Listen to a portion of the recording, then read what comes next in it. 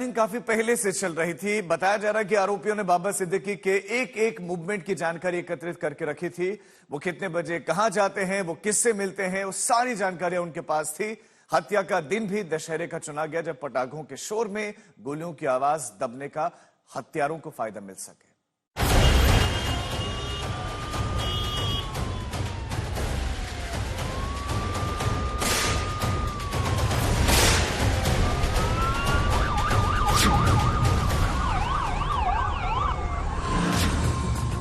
4 हमलावर, पटाखों की आवाज का शोर, 9.9 mm की एडवांस्ड पिस्टल। ये तीनों बातें अपने आप में बताने के लिए काफी है कि शनिवार की रात को बाबा सिद्दीकी की हत्या की लंबी चौड़ी प्लानिंग की गई थी।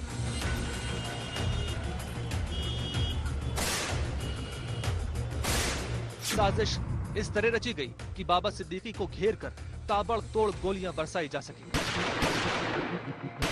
और वारदात को अंजाम देने के बाद आसानी से मौके से फरार हुआ जा सके। यहां तक कि कातिलों ने ऑटो का भी इस्तेमाल किया ताकि पुलिस को चकमा दिया जा सके। बाबा सिद्दीकी बांद्रा के खेरवाड़ी सिग्नल के पास शनिवार रात करीब 9:30 बजे अपने बेटे और विधायक जीशान सिद्दीकी के ऑफिस से बाहर निकले थे। तभी एक ऑटो से शूटर आए और उन पर फायरिंग शुरू कर दी। चारों ने मुंह पर रूमाल बांधा हुआ था।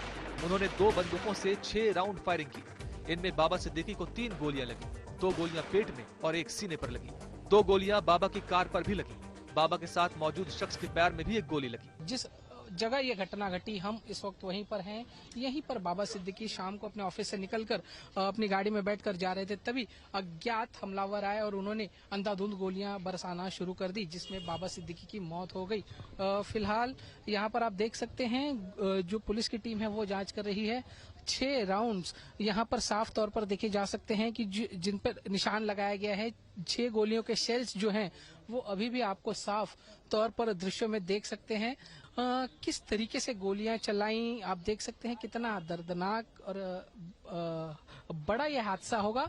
इतना ही नहीं, जिन 2 लोगों को पुलिस ने डिटेन किया था उनमें से एक के पास 2 भरी हुई मैगजीन भी पुलिस को मिली है। यानी कि हमलावर पूरी तैयारी में आए थे। ये सोचा समझा हमला था, प्री प्लानिंग की गई थी। जाहिर तौर पर इस जगह की रेकी भी की गई होगी, जिसके बाद इस हमले को जो अंजाम दिया गया। पुलिस से फिलहाल ये जांच अब मुंबई क्राइम ब्रांच के पास चली गई है और अब क्राइम ब्रांच की टीम जो है इस पूरे मामले की जांच करेगी। बाबा सिद्दीकी को सिक्योरिटी मिली हुई थी सिर्फ इसलिए क्योंकि वो पूर्व मंत्री थे।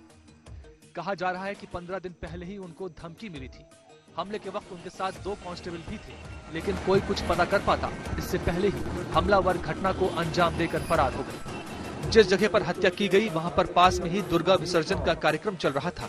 जबरदस्त आतिशबाजी चल रही थी और आतिशबाजी के दौरान फायरिंग शुरू हुई। जहां पर ये इंसिडेंट हुआ है वो बांद्रा ईस्ट का एरिया आता है और वहां पर उनकी ऑफिस है। 9:15 बजे का ये समय था और वहां पर पास ही एक दुर्गा पंडाल है और वहां पर विसर्जन के दौरान फटाके जलाए जा रहे थे और वहां पर जैसे ही वो फटाके जलाए जा रहे थे उसी बीच ताबड़तोड़ कई राउंड फायरिंग की गई। सोर्सेज का कहना है कि 25 से 30 दिनों तक लगातार बाबा सिद्दीकी पर नजर बनाई जा रही थी, रैकी किया जा रहा था। 2 आरोपी ऐसे गिरफ्तार हुए कि जैसे ही उन्होंने फायरिंग की आसपास के लोगों को पता चला और दुर्गा पंडाल का जो विसर्जन हो रहा था, विसर्जन के लिए मुंबई पुलिस का वहां पर बंदोबस्त था और वो मुंबई पुलिस के बंदोबस्त के अधिकारियों ने उन 2 आरोपी को पकड़ा, लेकिन एक फरार होने में कामयाब हो गया। अब फिलहाल जिस तरीके से पता चल रहा है कि ये पूरी की पूरी घटना एक सुपारी किलिंग है, यानी कि प्रॉपर टिप ऑफ दी गई थी, एक सुपारी दी गई थी कि बाबा सिद्दीकी को किस तरीके से फॉलो करना है, रैकी करनी है, वो कहां कहां जा रहे हैं, कहां कहां पर पॉलिटिशियन से मिल रहे हैं, कौन सी ऑफिसेज जा रहे हैं और पूरी तरीके से उसको फॉलो करके और जब परफेक्ट मौका मिले ऊपर से उनको ऑर्डर आया है और वो ऑर्डर आने के बाद बाबा सिद्दीकी को मौत के घाट उतारा गया है। बाबा सिद्दीकी पर हमले के बाद चारों आरोपी वहां से भाग गए। 50 मीटर आगे निकले ही थे कि पब्लिक ने एक आरोपी को पकड़ लिया। दूसरे आरोपी ने एक गार्डन में छिपने की कोशिश की, लेकिन वो भी पकड़ा गया। तीसरा भागने में कामयाब रहा। कल यहीं थे, क्या हुआ था और क्या देखा आपने? हम उधर खाना बना रहे थे, उधर से भाग के आया होएगा। तब तक पुलिस वाले आए, बोले चोर भाग के आया, इसलिए आया हम लोग तो देखा तो 1 बार 2 बार देखा, नहीं देखा, बाद में देखा तो वहाँ अंदर बैठा था तब मिल गया, पकड़ा गया।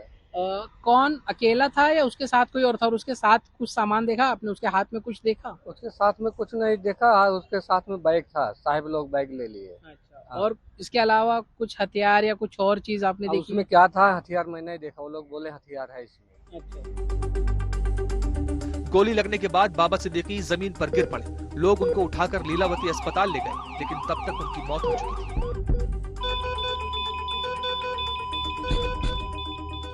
अब इस पूरे मामले की जांच क्राइम ब्रांच और एंटी एक्सटॉर्शन सेल करेगी ताकि मामले को सुलझाया जा सके। घटना में लॉरेंस बिश्नोई गैंग का जो रोल है उसके बारे में हम इन्वेस्टिगेशन कर रहे हैं। क्यों ऐसा कोई सस्पिशियस एक्टिविटी पुलिस ऑफिशियल ने पकड़ में नहीं आया? इतने लोगों का लगातार रेकी करना, उनके घर पर, उनके दफ्तर पर, उनके पॉलिटिकल ऑफिस पर अगर जो इस तरीके की रेकी चल रही थी, भाड़े पर आकर बाहर के स्टेट में से यानी कि यूपी और हरियाणा से वो भाड़े पर आकर यहाँ पर रह रहे थे, इस तरीके की रेकी कर रहे थे, तो कभी भी कोई भी सस्पिशियस एक्टिविटी पुलिस के हाथ क्यों नहीं आई? क्या ये एक इंटेलिजेंस फेलियर है? ये एक बड़ा सवाल ऑपोजिशन लगातार उठा रही है। पुलिस ने कहा है ये कॉन्ट्रैक्ट किलिंग है। जांच एजेंसियों के सामने सवाल यही है कि इस हत्याकांड के पीछे मास्टरमाइंड कौन है? हत्या का मोटिव क्या था? क्या ये पर्सनल रंजिश थी या फिर राजनीतिक, या फिर इसके पीछे कारण कुछ और था? इस हत्या की जिम्मेदारी का बिश्नोई गैंग का फेसबुक पोस्ट भी वायरल है।